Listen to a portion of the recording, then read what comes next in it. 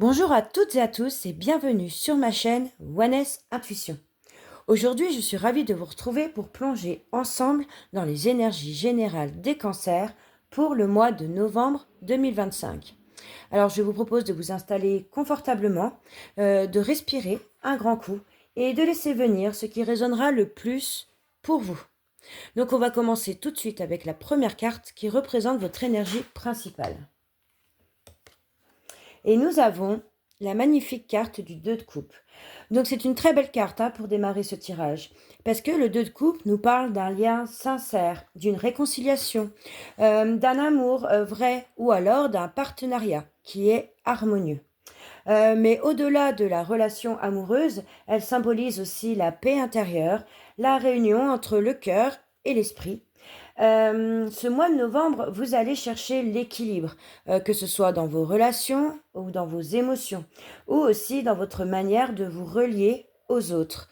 C'est une période où les liens se purifieront, où les relations sincères se renforceront et où celles qui manqueront d'authenticité se dissiperont doucement avec le 2 de coupe. On ne garde vraiment que l'essentiel, que l'authenticité, la sincérité. Qu'est-ce qui va vous faire blocage? Hop. Et nous avons la 9 d'épée. Donc en blocage, on retrouve vos inquiétudes les plus profondes.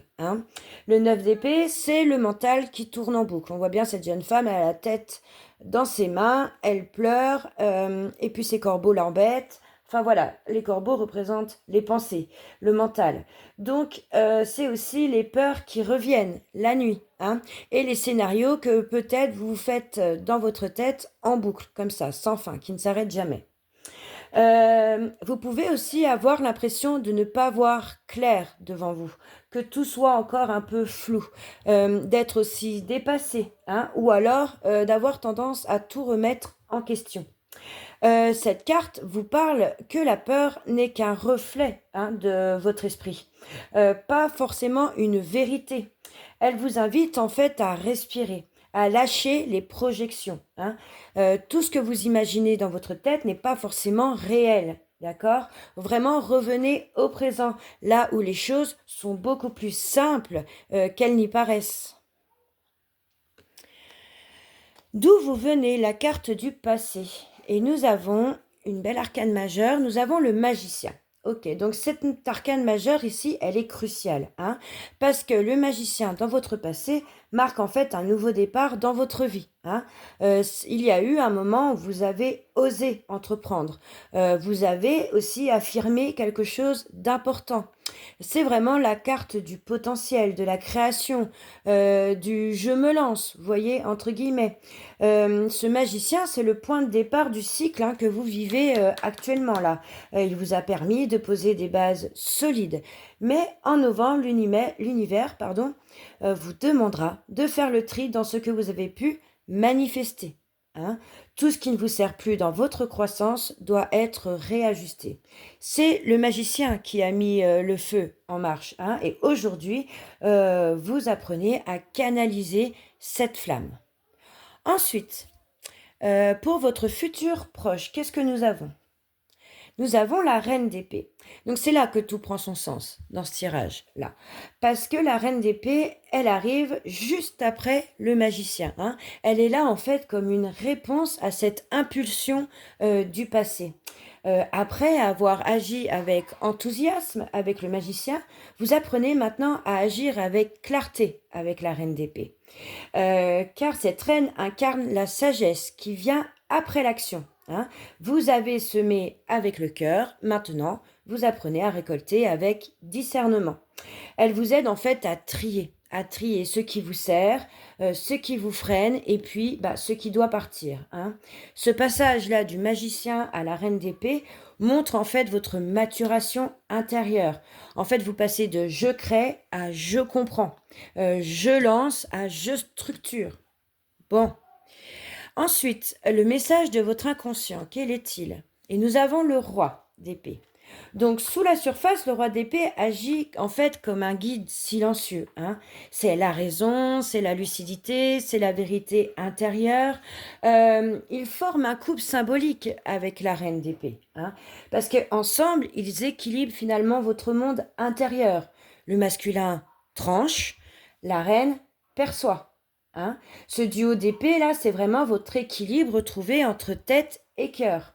L'un ne domine plus l'autre. Ils travaillent ensemble au service de votre clarté. Bon, le conseil, quel est-il? Et nous avons le 8 de coupe. Donc la leçon de tout ça, c'est le détachement, hein. Le 8 de coupe, lui, il vous invite à laisser derrière vous les illusions, les émotions qui vous alourdissent, les anciens schémas relationnels. Vous partez, mais sans amertume, hein. C'est une marche en fait vers vous-même, vers une paix intérieure que vous construisez pas à pas. Là où vous allez, il y a moins de peur et il y aura beaucoup plus de justesse. Ensuite, pour le présent. Ah, j'ai oublié de dire quand même que là, oui, excusez-moi, il y a quand même une transition spirituelle, hein, parce que on voit tout de suite que le magicien, par le passé, il a ouvert le cycle, ok? Que la reine et le roi d'épée l'ont clarifié, hein, mentalement parlant, ils l'ont clarifié. Et le 8 de coupe, lui, il le clôture, ce cycle, en douceur, d'accord? Donc, je disais pour le présent, qu'est-ce que nous avons? Nous avons le 10 de bâton. Ok, donc là, vous portez beaucoup, Cancer, hein. Vous portez beaucoup. Je vous laisse regarder cette carte. Donc, c'est un bœuf qui en a plein le dos, hein, si on peut le dire comme ça. Donc, il porte beaucoup sur ses épaules. Et bien voilà, c'est ça l'énergie du 10 de bâton, hein. Le 10 de bâton parle de charge, de fatigue, d'un poids que vous avez accepté depuis peut-être trop longtemps, hein. En fait, c'est la carte du surmenage, de l'effort qui étouffe. Vous avez peut-être voulu tout tenir, tout comprendre, tout réparer, mais votre cœur et votre corps vous demandent maintenant de déposer, ce qui n'est vraiment plus nécessaire. Cette carte, en fait, c'est une invitation au lâcher-prise, au partage, hein, retrouver de la légèreté. Quel est votre entourage? Alors, ça peut être une personne, mais ça peut être une énergie. Waouh! Très belle carte, sublime. Nous avons l'As de bâton. Donc, l'as de bâton, il signifie qu'autour de vous, vous avez quand même une belle énergie de renouveau, hein, qui se manifeste. Il y a quelqu'un ou peut-être une situation qui apporte vraiment un vent d'inspiration, hein, un regain d'énergie, une opportunité nouvelle. En fait, l'as de bâton, c'est la flamme du magicien, hein, qui apparaît dans votre environnement. Il y a quelqu'un là qui croit en vous, hein, ou alors il y a une idée qui revient frapper à votre porte. Alors ne la repoussez pas, hein, c'est peut-être le feu dont vous aviez besoin pour redémarrer cet as de bâton. Ok. Ensuite, quels sont vos espoirs et vos craintes? Waouh, le 9 de coupe. Très belle cette carte, très lumineuse aussi. Donc le 9 de coupe, c'est que vous espérez le bonheur, hein. Vous espérez la sérénité et puis vous espérez être satisfait émotionnellement parlant. Mais en même temps, vous craignez que tout cela soit éphémère, hein, ou alors que tout cela soit bien trop beau pour être vrai. Le 9 de coupe, lui, vous encourage en fait à savourer le présent, hein, à vous autoriser à être heureux et sans condition. Vous n'avez pas besoin d'attendre que tout soit parfait pour vraiment ressentir de la gratitude à ce qui vous arrive en ce moment. Ensuite, pour votre futur lointain, qu'est-ce que nous avons? Alors, nous avons le roi de denier. Ok, bah c'est une belle conclusion, hein, parce que le roi de denier représente la stabilité, la sécurité et même la sérénité qui est retrouvée, hein.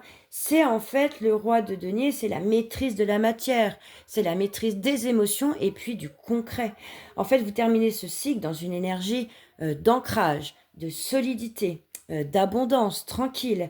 Après l'agitation du 10 de bâton, d'accord, et puis les peurs aussi du 9 d'épée, le roi de denier vous ramène en fait à la paix intérieure, à la confiance et puis aussi à la prospérité, hein. En fait, c'est le cancer là qui ne subit plus ses émotions, hein, mais vraiment qui les canalise avec sagesse.